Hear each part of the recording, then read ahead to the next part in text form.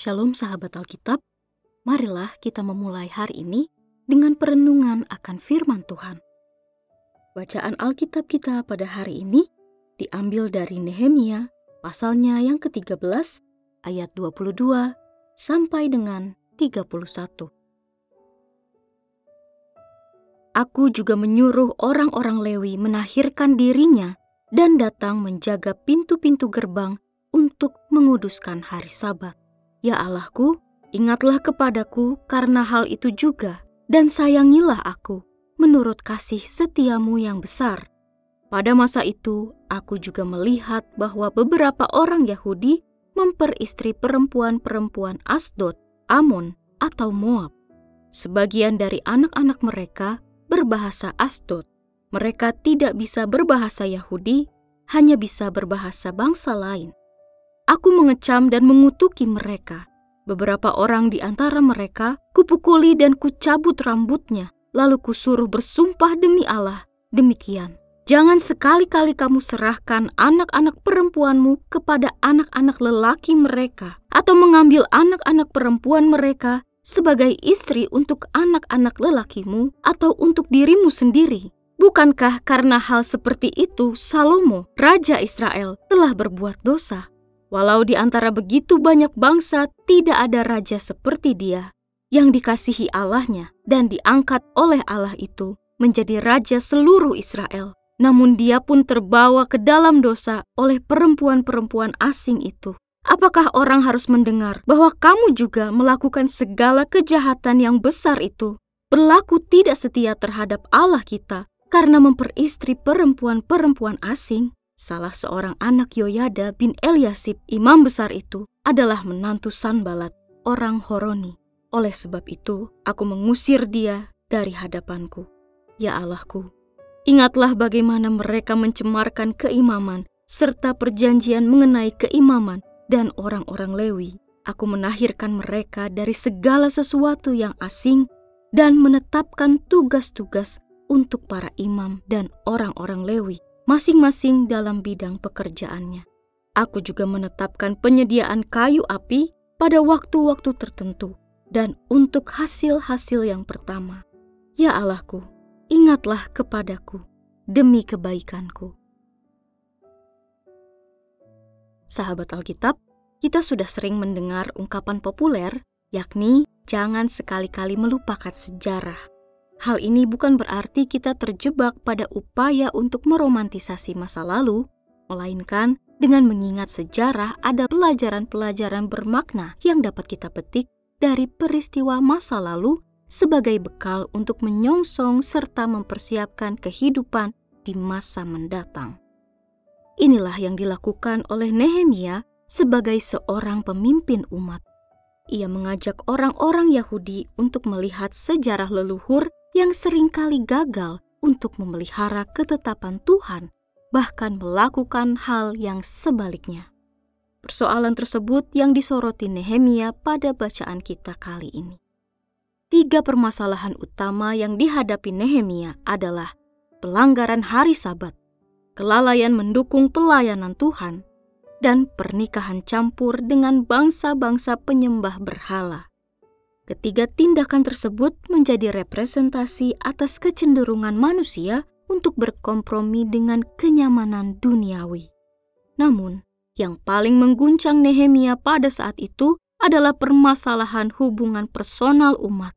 Telah terjadi pernikahan campur dengan bangsa lain. Pernikahan dengan wanita dari Asdod, Amon, dan Moab bukan sekedar soal perbedaan kebangsaan. Bahaya yang tengah disorot adalah tentang pencampuran nilai, serta hati yang perlahan-lahan berbalik dari Allah menuju dewa-dewa asing. Bahaya pernikahan campur dalam konteks ini adalah infiltrasi budaya dan keyakinan yang bertentangan dengan iman Israel. Anak-anak yang lahir dari pernikahan tersebut bahkan tidak bisa berbicara bahasa Yahudi, sebuah simbol dari hilangnya identitas iman. Bahasa bukan hanya alat komunikasi.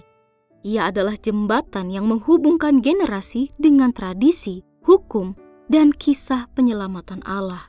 Ketika bahasa iman hilang, pengenalan akan Allah pun memudar. ini adalah peringatan yang relevan bagi kita. Ketika nilai-nilai dunia lebih didengar daripada firman Tuhan, lambat laun kita kehilangan bahasa rohani yang mengikat kita padanya. Reaksi Nehemia yang keras, memarahi, hingga mengusir mereka yang menodai kekudusan mungkin terasa ekstrim, tetapi di balik tindakan itu ada kegelisahan seorang gembala yang melihat dombanya berjalan menuju jurang. Ini bukan tentang kemarahan semata, tetapi cinta yang menolak berdiam diri melihat umat binasa. Pada akhirnya, seruan, "Ya Allahku, ingatlah kepadaku demi kebaikanku," menjadi penutup yang menyayat hati. Nehemia tidak mencari pengakuan manusia. Ia sadar pelayanan yang tulus hanya bermakna jika dikenang oleh Allah. Dalam doa itu terkandung kerendahan hati sekaligus pengharapan bahwa segala jerih payahnya, meski tampak sia-sia di mata manusia, tidak akan dilupakan oleh Tuhan yang adil. Sahabat Alkitab, dalam perjalanan iman, berapa kali kita tergelincir ke dalam dosa yang sama yang pernah kita tinggalkan? Bukankah sepanjang kehidupan yang telah kita jalani, ada saja kesempatan saat kita goyah dan terjatuh? Seharusnya peristiwa-peristiwa itu membuat kita menjadi semakin dewasa serta semakin tegas untuk menolak penggodaan. Sayangnya, kita sering menjadi seperti bangsa Israel. Kita melupakan segala pembelajaran di masa lampau dan malah terjatuh dalam kesalahan yang sama. Kita terbuai oleh segala kesibukan dan beragam godaan dunia. Kita mungkin tidak menikahi orang asing secara harfiah, tetapi bukankah kita kerap bersekutu dengan pandangan-pandangan duniawi yang dapat merusak relasi kita dengan Allah? Pada akhirnya, perjuangan iman merupakan sebuah proses yang tidak pernah usai. Salah satu hal yang patut diperjuangkan dalam proses tersebut adalah menjaga kekudusan. Nehemia mengingatkan kita akan pentingnya menjaga kekudusan. Ketegasannya mengajak kita untuk tidak berkompromi dengan dosa. Namun, yang paling dalam dari semua ini adalah panggilan untuk merawat warisan iman. Jangan sampai generasi penerus kehilangan bahasa Yehuda mereka, bahasa iman yang menghubungkan mereka dengan Allah yang hidup. Pendidikan rohani, teladan hidup, dan doa menjadi jembatan yang mengikat generasi kini dengan kasih karunia Tuhan. Mari kita berdoa. Tuhan Yesus yang baik, ajarilah kami ya Tuhan untuk setia dan tidak terjatuh ke dalam godaan dunia. Kuatkanlah hati kami agar tetap menjaga kekudusan hidup kami. Jangan biarkan kami melupakan firman dan kasih-Mu.